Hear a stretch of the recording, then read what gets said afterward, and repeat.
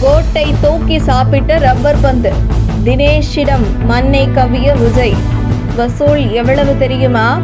நடிகர் விஜய் நடிப்பில் இயக்குனர் வெங்கட் பிரபு இயக்கத்தில் சமீபத்தில் வெளியான கோட் திரைப்படம் தமிழகத்தை பொறுத்தவரை முக்கி 220 கோடி ரூபாய் வசூலை தொற்றுள்ளது என தகவல் வெளியாகியுள்ளது.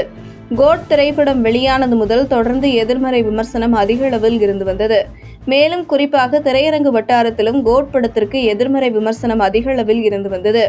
இதுகுறித்து திரையரங்கு வட்டாரத்தில் விசாரித்ததில் தமிழகத்தில் கோட் திரைப்படத்தை வெளியிட்ட நபர் திரையரங்குகளுக்கு வெறும் 20% மட்டுமே கொடுத்து 80 முதல் 2% என்கின்ற கணக்கில் படத்தை ரிலீஸ் செய்துள்ளார். இது திரையரங்கு வட்டாரத்தில் கடும் அதிருப்தியை ஏற்படுத்தியது. இதுவே இந்த படத்தின் படுதோல்விக்கு காரணமாகிவிட்டது. ஏனென்றால் படத்திற்கு ஆடியன்ஸ் குறைவாக வந்தாலும் அதிக சதவிகிதம் ஷேர் திரையரங்குகளுக்கு கொடுத்திருந்தால் தாக்கு பிடித்திருந்திருப்பார்கள். ஆனால் வெறும் 20% என்பதால் கரண்ட் பில் கூட தேரவில்லை என்றும் சொல்லும் அளவிற்கு ஆடியன்ஸ் வந்ததன் விளைவு கோட் படம் வந்த வேகத்தில் திரையரங்குகளில் இருந்து தூக்கி அடிக்கப்பட்டது. இந்த நிலையில் தற்பொழுது கோட் திரைப்படத்தை தூக்கி சாப்பிடும் அளவிற்கு ரப்பர் பந்து மிகப்பெரிய அளவில் மக்கள் மத்தியில் வரவேற்பை பெற்றுள்ளது. இந்த வருடம் வெளியான படங்களிலேயே இதுவரை ரப்பர் பந்து தான் மிக சிறப்பான படம் என்கின்ற அளவிற்கு பெயர் பெற்றுள்ளது. கோட் திரைப்படத்தில் விஜயகாந்த் AI டெக்னாலஜி மூலம் ஒரு சில வினாடிகள் மட்டுமே காண்பித்துவிட்டு இது விஜயகாந்துக்கு சமர்ப்பணம் என்கின்ற அளவிற்கு விஜயகாந்த் ரசிகர்கள் மத்தியில் கோட் படத்தை விளம்பரப்படுத்துவதற்காக தம்பட்டம் அடித்தது கோட் படக்குழுவினர்.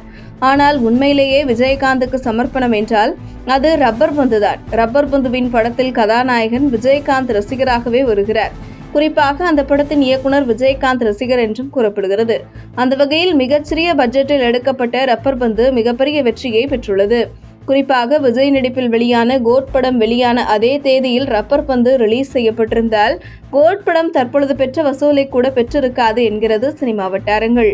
அந்த வகையில் விஜயுடன் மோதுவதற்கு அஜித், ரஜினி தேவையில்லை, இனி அட்டகத்தி தினேஷ் போதும் என்கின்ற அளவிற்கு கோட் படம் வெளியான அதே தேதியில் ரப்பர் பந்து ரிலீஸ் ஆகியிருந்தால் அட்டகத்தி தினேஷுடன் மோதி விஜய் மண்ணை கவ்வினார் என்ற செய்தி வெளியாகியிருக்கும். அந்த வகையில் ரப்பர் பந்து குழுவினர் படத்தை கோட் படம் ரிலீஸ் ஆன தேதியில் ரிலீஸ் செய்யாததால் விஜய் மானம் காப்பாற்றப்பட்டு விட்டது என்றே சொல்லலாம். இந்த நிலையில் சமீபத்தில் வெளியான ரப்பர் பந்து வெற்றி, வாழை வெற்றி என சிறிய பட்ஜெட் படங்கள் மிகப்பெரிய வெற்றியை பெற்று வரும் நிலையில் மிகப்பெரிய பட்ஜெட்டில் வெளியான கோட் படம் தோல்விக்கு காரணம் இனி தனி ஒரு நடிகருக்காக படம் ஓடாது, கதை நன்றாக இருந்தால் பொதுவான ஆடியன்ஸ் படத்தை பார்த்து வெற்றி பெற வைப்பார்கள் என்கிற பாடத்தை உணர்த்தி உள்ளது ரப்பர் பந்து படம். உங்கள் தின சேவல்.